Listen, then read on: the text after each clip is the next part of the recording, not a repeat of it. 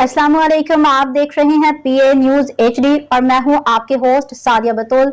शामिल करते हैं आज की अहम खबरें। सोशल मीडिया स्टार्स की कमाई पे हुकूमत की नज़र। बजट में यूट्यूबर्स और टिकटॉकर्स पे टैक्स। अगर आप यूट्यूब पे व्लॉग बना के या टिकटॉक पे डांस करके लाखों कमा रहे हैं तो होशियार हो जाएं, हुकूमत अब आपकी कमाई पे भी नज़र रख रही है।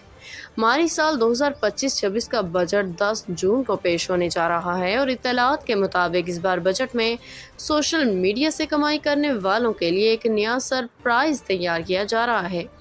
जी हाँ, बात हो रही है यूट्यूबर्स, टिकटॉकर्स और व्लॉगर्स पे टैक्स लगाने की।